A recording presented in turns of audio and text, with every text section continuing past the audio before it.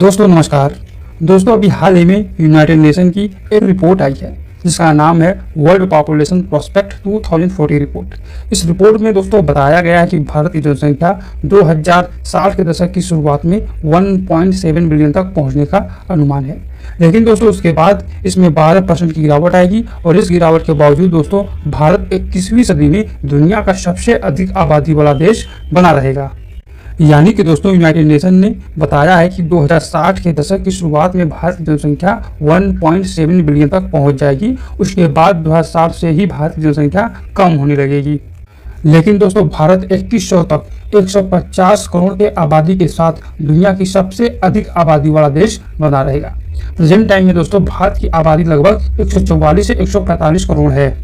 दोस्तों संयुक्त राष्ट्र का अनुमान है कि 2080 के दशक में दुनिया की जनसंख्या में भारी उछाल आएगा जो बढ़कर के 10.3 बिलियन तक पहुंच सकती है। उसके बाद दोस्तों दुनिया भर की आबादी में कमी आने लगेगी। यहाँ पर दोस्तों आपको बता दूं कि विश्व की जनसंख्या 2011 में 7 बिलियन तक पहुंच गई थी जो इस समय दोस्तों 8 बिलियन है।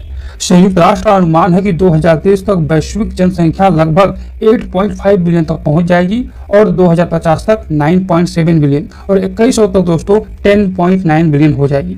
सर्वाधिक जनसंख्या वाले देशों में दोस्तों पहले नंबर पर भारत और दूसरे नंबर पर चाइना है। इन दोनों देशों की जनसंख्या दोस्तों 1 अरब से अधिक है। इस रिपोर्ट में बताया गया है कि इस सदी के अंत तक चाइना की जनसंख्या में बहुत बड़ी गिरावट आने वाली है क्योंकि दोस्तों चाइना की प्रजनन दर यानी फर्टिलिटी रेट में कमी आ रही है। इस समय चाइना की जनसंख्या 1.4 बिलियन है जो साल 2100 में 633 मिलियन तक कम हो सकती है।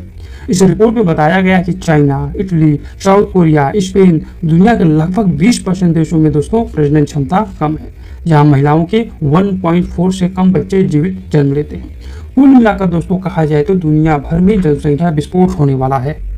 इसलिए दोस्तों हर साल 11 जुलाई को विश्व जनसंख्या दिवस मनाया जाता है। इसका मेन फोकस है कि जनसंख्या संबंधित समस्याओं पर दुनिया भर के लोगों में अवेयरनेस पैदा करना।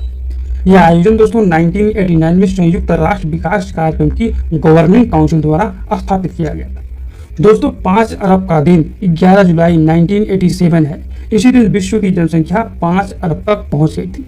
दोस्तों 11 जुलाई 1989 को यूनाइटेड नेशन ने पहली बार विश्व जनसंख्या दिवस मनाया था। दोस्तों विश्व जनसंख्या दिवस का मेन उद्देश्य जनसंख्या जैसे मुद्दों पर लोगों में जागरूकता को बढ़ाना है। जैसे कि दोस्तों परिवार नियोजन हो गया, लिंग समानता हो गई, गरीबी हो गई, मातृ स्वास्थ्य पर और मानव के अधिकारों के महत्व पर फोकस करना है। दोस्तों भारत सरकार ने भी देश की बढ़ती जनसंख्या के बारे में गंभीरता से विचार कर रही है। यहाँ पर दोस्तों आपको बता दूं कि जब देश आजाद हुआ था उसके बाद से ही भारत की बढ़ती हुई जनसंख्या को लेकर के सरकार चिंतित थी। इसलिए दोस्तों पहली पंचवर्षीय योजना के समय से ही भारत की बढ़ती जनसंख्या को कंट्रोल करने के लिए सरकार ने प्रयास किए हैं। जैसे कि दोस्तों फैमिली प्लानिंग कार्यक्रम हो गया, इसको अपनाने वाला भारत दुनिया का दोस्तों पहला देश बना था।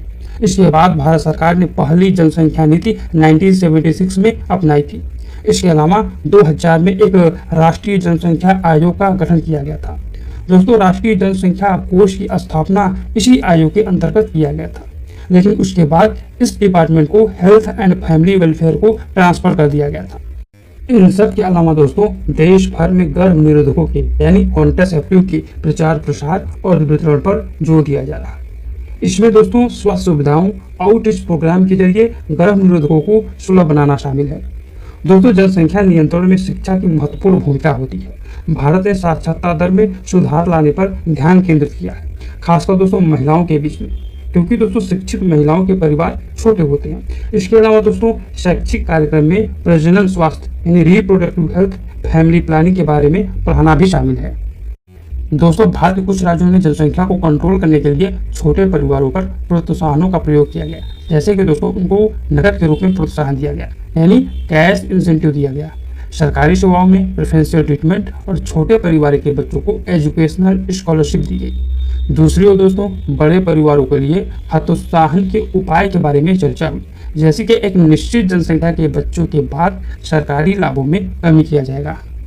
इसके अलावा दोस्तों कम्युनिटी बेस्ड अप्रोच यानी समुदाय आधारित दृष्टिकोण में स्थानीय नेताओं, प्रभावशाली व्यक्तियों और सामुदायिक स्वास्थ्य कार्यकर्ताओं को अपने समुदायों में परिवार नियोजन यानी फैमिली प्लानिंग और प्रजनन स्वास्थ्य यानी रिप्रोडक्टिव हेल्थ प्रथाओं को बढ़ावा देने के लिए शामिल किया जाता है। इसी के साथ दोस्तों सरकारी स्वास्थ्य सेवाओं में वृद्धि करके एप्रोप्रिएट डिलीवरी सर्विस एक्सेस को इंश्योर किया जा रहा है। कई राज्यों ने अपने कानूनी प्रणालियों में संशोधन किए हैं ताकि जनसंख्या नियंत्रण के लिए उपयुक्त उपाय किए जा सके। इन सब के बावजूद दोस्तों जनसंख्या नियंत्रण एक व्यापक सामाजिक, आर्थिक और सांस्कृतिक मुद्दा है और इसे हल करने के लिए सभी तरह के सामाजिक स्तरों पर मिलकर काम करने की आवश्यकता है। लेकिन दोस्तों यहाँ पर आपको बता दूं कि अगर बढ़ी हुई जनसंख्या को सही ट्रैक मिल जाए ना तो यह देश के लिए वरदान साबित हो सकती है, क्योंकि दोस्तों बढ़ी हुई आबादी का मतलब होता है कि संभावित श्रमिकों का एक बड़ा समूह जो देश के पास है वह नवाचार में यानी इनोवेशन में वृद्धि करके देश के आर्थिक विकास में अपना योगदान दे सकता है। दोस्तों अधिक लोगों का मतलब होता है कि देश में अधिक उपभोक्ता हैं जो वस्तुओं और सेवाओं की मांग बढ़ाने के साथ आर्थिक गतिविधि और व्यापार विकास को इंकरेज कर सकते हैं। दोस्तों देश की बढ़ी हुई आबादी का मतलब अवसर से है, कौशल से है और प्रतिभा विविधता से भी जाना जाता है जो देश के विकास की क्षमता को बढ़ा सकते हैं। दोस्तों किसी देश की बढ़ी हुई जनसंख्या उस देश की सांस्कृतिक और सामाजिक ताने बानों को समृद्ध कर सकती है और नए विचार, परंपराएं और दृष्टिकोण ला सकती है। इसके अलावा दोस्तों बढ़ी हुई जनसंख्या वाले देशों का ग्लोबल लेवल पर अधिक राजनीतिक प्रभाव हो सकता है क्योंकि वे अंतर्राष्ट्रीय मंचों पर बड़े बाजारों का प्रतिनिधित्व करते हैं। अधिक जनसंख्या सैन्य और अन्य सुरक्षा बलों के लिए संभावित भर्तियों का एक पूल उपलब्ध कराकर देश की रक्षा क्षमताओं को मजबूत कर सकती है। लेकिन दोस्तों अगर बढ़ी हुई जनसंख्या को सही ट्रैक न मिले तो देश के लिए कई चुनौतियां पैदा कर सकती है। एक बड़ी आबादी को दोस्तों भोजन, पानी, ऊर्जा और कच्चे माल जैसे अधिक संसाधनों की आवश्यकता होती है। इससे इनकी उपलब्धता और स्थिरता दोनों पर दबाव पड़ सकता है, जिसकी वजह से दोस्तों इनकी कमी हो सकती है और फिर दिक्कतें बढ़ सकती हैं। इसी के साथ दोस्तों शहरों में भीड़ भाड़ बढ़ जाती है जिससे आवासों की कमी होने लगती है, यातायात की भीड़ की वजह से समस्या होने लगती है, जिससे दोस्तों जाम की वजह से शहरों में प्रदूषण बढ़ने लगते हैं, जिससे जीवन की गुणवत्ता और पब्लिक हेल्थ पर बुरा प्रभाव पड़ता है। दोस्तों बढ़ती आबादी की वजह से अधिक इंफ्रास्ट्रक्चर की जरूरत होती है, जैसे कि सड़कें, स्कूल, अस्पताल और हेल्थ सिस्टम, इन सब की जरूरतें बढ़ जाती है। इसके अलावा दोस्तों बढ़ती आबादी के कारण वनों की कटाई होती है, कार्बन एमिशन में वृद्धि होती है जिससे प्रदूषण तेज से फैलता है और पर्यावरण को अधिक नुकसान पहुंचाता है। इससे बायोडाइवर्सिटी, इकोसिस्टम को नुकसान पहुंचता है।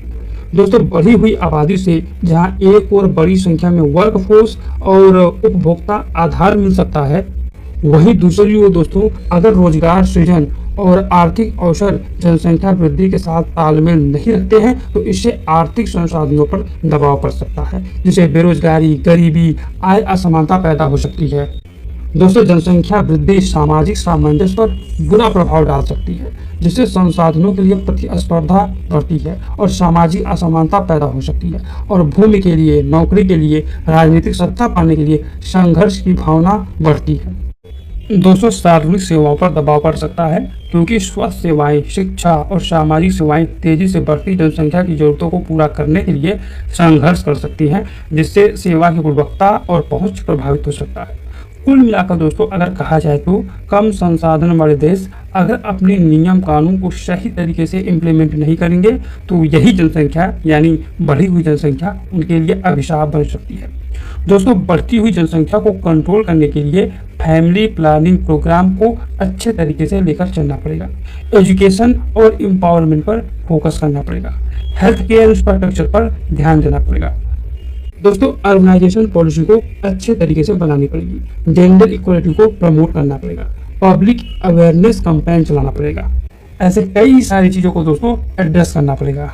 दोस्तों यहाँ पर आपको बता दूं कि जनसंख्या वृद्धि आर्थिक लाभ और सांस्कृतिक समृद्धि ला सकती है, लेकिन दोस्तों यह संसाधन प्रबंधन, बुनियादी ढांचे और सामाजिक मुद्दों से संबंधित चुनौतियां भी पेश कर सकती है। इसलिए दोस्तों देश को एक ऐसी नीतियों के माध्यम से जनसंख्या वृद्धि का सावधानी पूर्वक प्रबंधन करना पड़ेगा जिससे सतत विकास और संसाधनों का समान वितरण हो।